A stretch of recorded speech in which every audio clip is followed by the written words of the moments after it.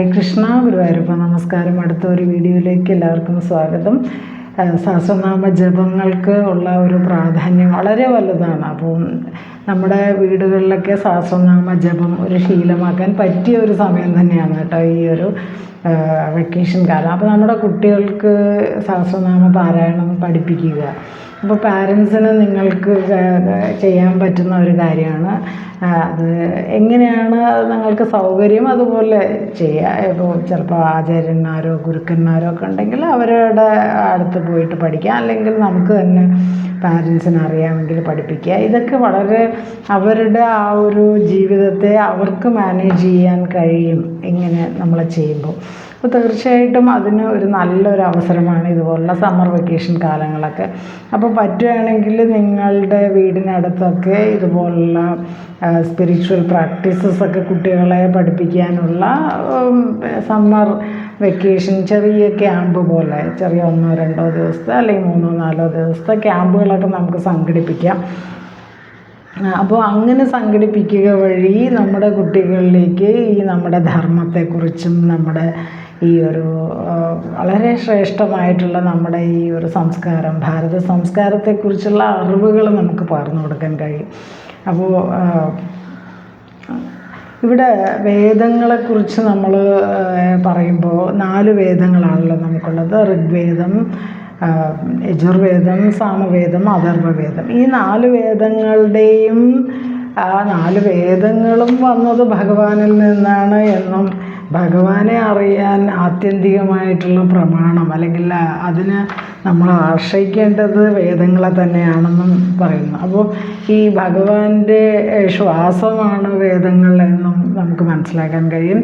അപ്പോൾ ഓരോ പ്രാകൃത പ്രളയം, ആത്യന്തിക പ്രളയമൊക്കെ കഴിയുമ്പോൾ എല്ലാം ഭഗവാനിലേക്ക് ലയിച്ചു ചേരും എന്നും, അതുപോലെ തന്നെയാണ് വേദങ്ങളും പൂർണ്ണമായി ഭഗവാനിൽ ലയിച്ചു ചേരും.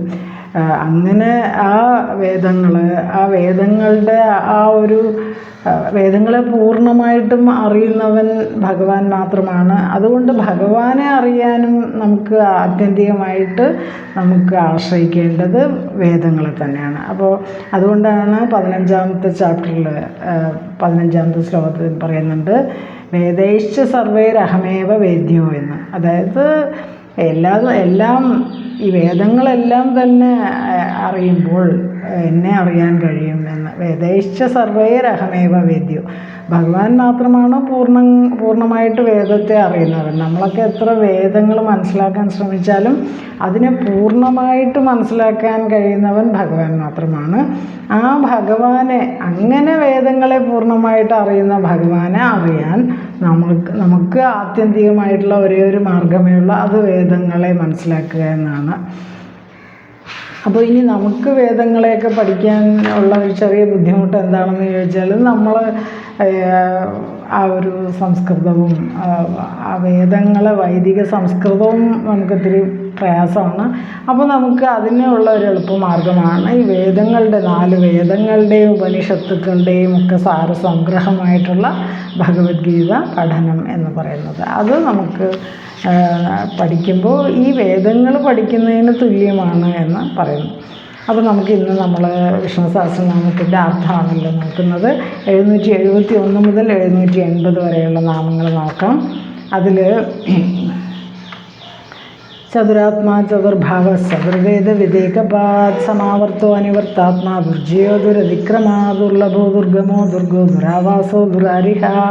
ആ ശ്ലോകങ്ങളുടെ ഇടയിലാണ് ഈ 771 മുതൽ 780 വരെയുള്ള നാമങ്ങൾ വരുന്നത്.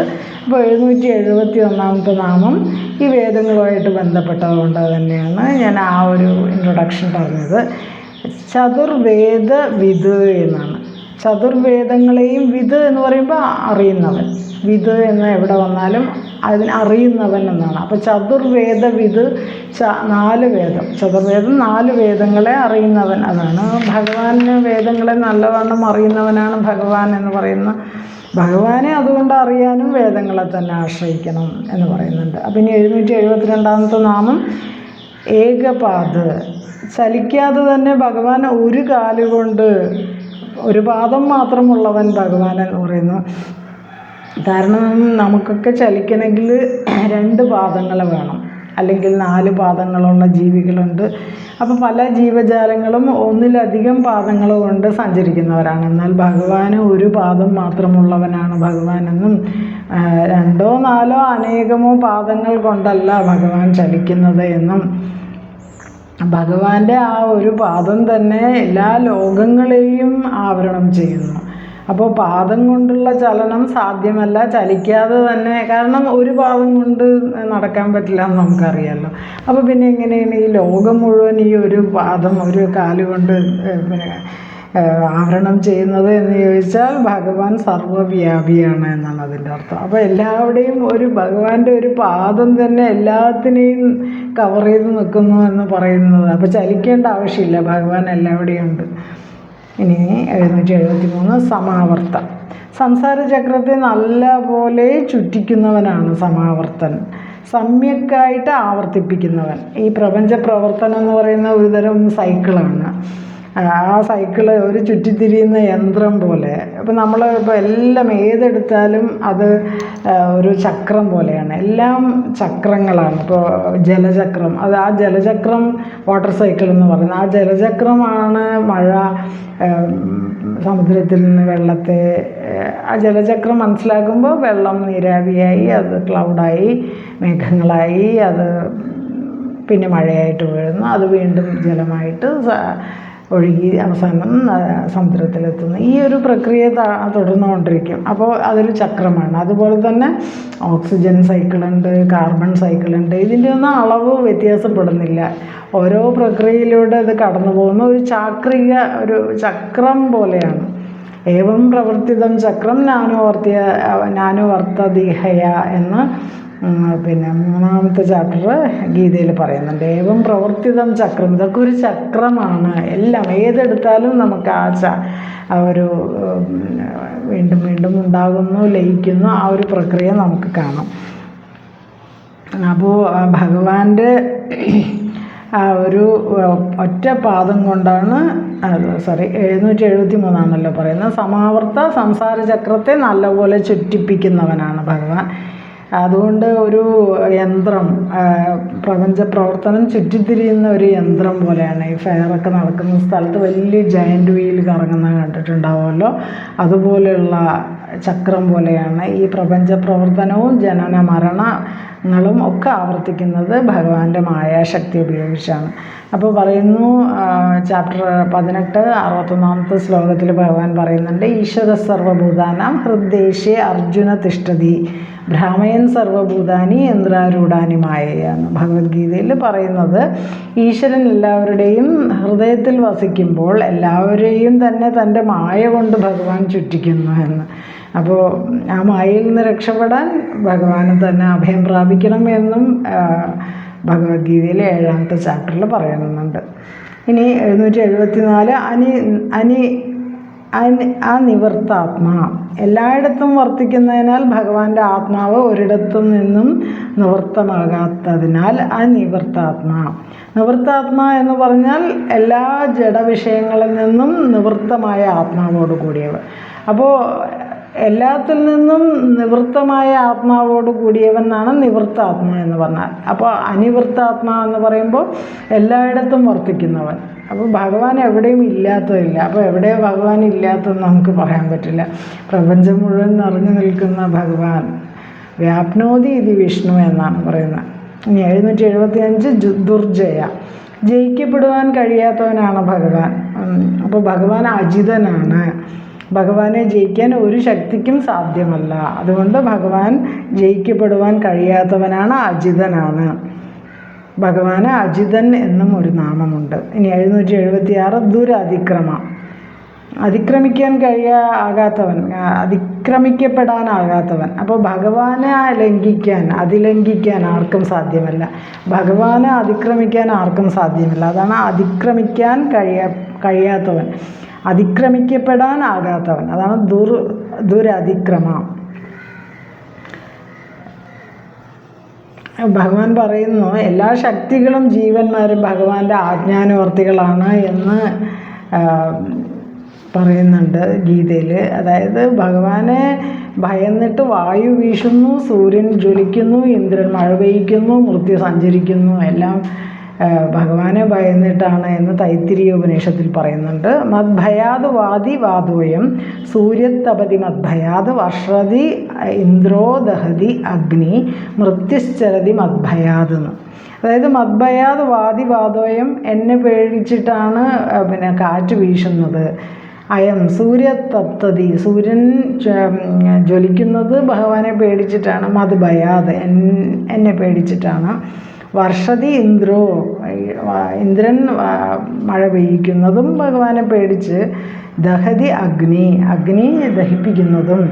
മൃത്യുശ്ചരതി, മൃത്യു സഞ്ചരിക്കുന്നു, ഒരു സ്ഥലത്ത് നിന്ന് വേറൊരു സ്ഥലത്തേക്ക് മൃത്യു, അതും ഭഗവാനെ ഭയന്നിട്ടാണ് എന്ന് പറയുന്നുണ്ട്. അപ്പോൾ ഭഗവാൻ അത്രയ്ക്കും അതിക്രമിക്കപ്പെടുവാൻ കഴിയാത്തവനാണ് ഭഗവാൻ. ഭഗവാനെ ലംഘിക്കാൻ, ഭഗവാനെ അതിലംഘിക്കാൻ ആർക്കും സാധ്യമല്ല. എല്ലാ ജീവന്മാരും ഭഗവാന്റെ ആജ്ഞാനുവർത്തികളാണ്. ഭഗവാന്റെ ആജ്ഞയ്ക്ക് വേണ്ടി കാത്തിരിക്കുന്നു.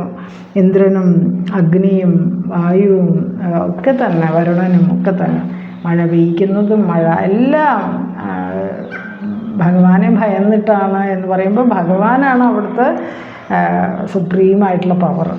ഇനി 776 ദുർലഭമായ ഭക്തി കൊണ്ട് മാത്രമേ ഭഗവാനെ നേടാൻ കഴിയുള്ളൂ. അപ്പോൾ അനേക ജന്മങ്ങളിലായിട്ട് തപസ്, ജ്ഞാനം, സമാധി എന്നിവ കൊണ്ട് പാപം നശിച്ച മനുഷ്യർ ഭഗവാനിൽ അവർക്ക് ഭക്തി ഉണ്ടാവുകയും ഭഗവാനെ നേടുകയും ചെയ്യുന്നു എന്ന് വ്യാസഭഗവാൻ പറയുന്നുണ്ട്. ഇനി 700, അപ്പോൾ ദുർലഭമായ ഭക്തി കൊണ്ട് മാത്രമേ ഭഗവാനെ നേടാൻ കഴിയുള്ളൂ. അപ്പോൾ നമ്മളൊക്കെ വിചാരിക്കുന്നത് നമ്മളെന്തെങ്കിലും ഒരു വഴിപാട് നടത്തിയാൽ ഭഗവാൻ പ്രീതനായിട്ട് ഭഗവാനെ നമുക്ക് നേടാമെന്ന്. എന്നാൽ വളരെ കഠിനമായിട്ടുള്ള ഭക്തി കൊണ്ട് മാത്രം നേടാൻ കഴിയുന്ന, വളരെ എന്താ പറയുക, സിൻസിയറായിട്ടുള്ള ഭക്തി കൊണ്ട് മാത്രമേ ഭഗവാനെ നേടാൻ കഴിയുള്ളൂ.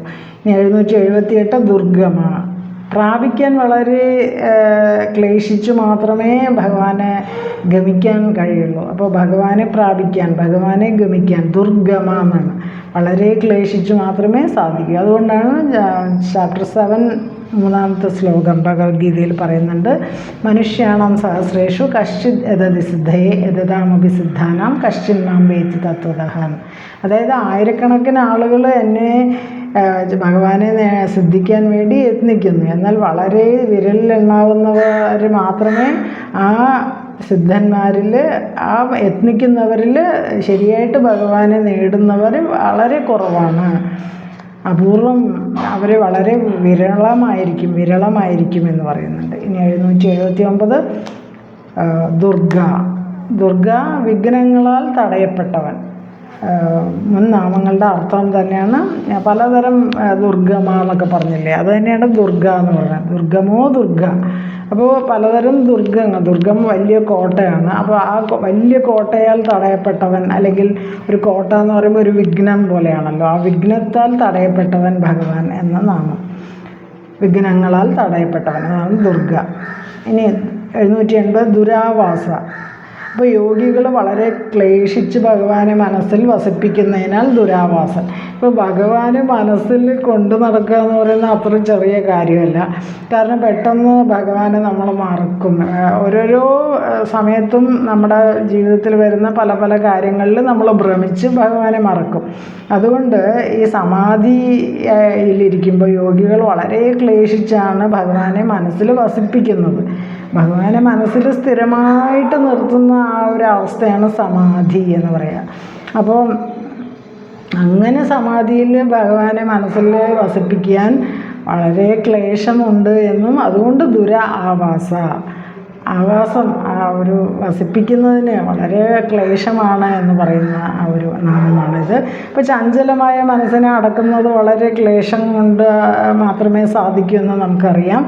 അങ്ങനെയുള്ള മനസ്സിനെയും ഇന്ദ്രിയത്തെയും ഒക്കെ നിയന്ത്രിക്കുന്നവർക്ക് മാത്രമേ ഭഗവാനെ ഹൃദയത്തിൽ പ്രതിഷ്ഠിക്കാനാവൂ. അപ്പോൾ നമ്മുടെ മനസ്സിങ്ങനെ ചഞ്ചലം ഹി മനകൃഷ്ണ പ്രമാദി ബലഭദ്രടം തസ്യാഹം നിഗ്രഹം മന്യേ വായുരിവസ്തു ദുഷ്കരം എന്ന് 6ാമത്തെ ചാപ്റ്ററിൽ ഭഗവത്ഗീതയിൽ ഭഗവാൻ പറയുന്നുണ്ട് 34ാമത്തെ ശ്ലോകം. അപ്പോൾ എന്താണ് അതിൻ്റെ അർത്ഥം? ഈ മനസ്സ് വളരെ ചഞ്ചലമാണ് എന്നും കുരങ്ങിനെ പോലെ ഇങ്ങനെ അങ്ങോട്ടും ഇങ്ങോട്ടൊക്കെ ചാടിക്കൊണ്ടിരിക്കുമെന്നും ഒക്കെ നമുക്കറിയാമല്ലോ. അപ്പോൾ ആ ഒരു മനസ്സിൻ്റെ ആ സ്വഭാവത്തെ നിയന്ത്രിക്കുന്നത് വായുവിനെ, കൊടുങ്കാറ്റിനെ പിടിച്ചു നിർത്തുന്ന പോലെ അത്രയ്ക്കും കഷ്ടമാണ് എന്നും, അതുകൊണ്ട് അങ്ങനെയുള്ള ആ ഒരു മനസ്സിനെയും ബുദ്ധിയെ നിയന്ത്രിക്കുന്നവർക്ക് മാത്രമേ ഭഗവാനെ സ്ഥിരമായിട്ട് മനസ്സിൽ പ്രതിഷ്ഠിക്കാനാവൂ. അതുകൊണ്ടാണ് ദുരാവാസ, സമാധിയിലിരിക്കുന്ന യോഗികൾ പോലും മനസ്സിൽ ഭഗവാനെ പ്രതിഷ്ഠിക്കാൻ, വസിപ്പിക്കാൻ വളരെ ക്ലേശം അനുഭവിക്കുന്നു. അങ്ങനെയുള്ള ഭഗവാൻ ദുരാവാസ. അപ്പോൾ ഇന്ന് നമ്മൾ നോക്കിയത് 771 മുതൽ 780 വരെയുള്ള നാമമാണ്. അത് നോക്കിയ ഭാഗം ചതുരാത്മാ ചതുർഭാവ ചതുർവേദ വിധികപാത് സമാവർത്തോ അനിവർത്താത്മാ ദുർജയോ ദുരതിക്രമ ദുർലഭോ ദുർഗമോ ദുർഗോ ദുരാവാസോ ദുരാരിഹ. ആ ശ്ലോകങ്ങളുടെ ഇടയിലാണ് ഈ 771 മുതൽ 780 വരെയുള്ള നാമങ്ങൾ വരുന്നത്. അപ്പോൾ ഇത്രയും ഭാഗം ഗുരുവായൂരപ്പന് സമർപ്പിക്കുന്നു. ഹരേ കൃഷ്ണ. ഗുരുവായൂരപ്പ സർവം ശ്രീകൃഷ്ണാർപ്പണമസ്തു. ഇത്രയും ഭാഗം ഗുരുവായൂരപ്പന് സമർപ്പിക്കുന്നു. കായേന വാച മനസേന്ദ്രിയർവ ബുദ്ധ്യാത്മനാവ പ്രകൃതി സ്വഭാവാത് കരോമി സകലം പരസ്മൈ നാരായണായേതി സമർപ്പയാമി. ഓം തത്സത്. അപ്പോൾ വീണ്ടും അടുത്തൊരു വീഡിയോയിൽ കാണുന്നത് വരെ നന്ദി, നമസ്കാരം. ഹരേ കൃഷ്ണ.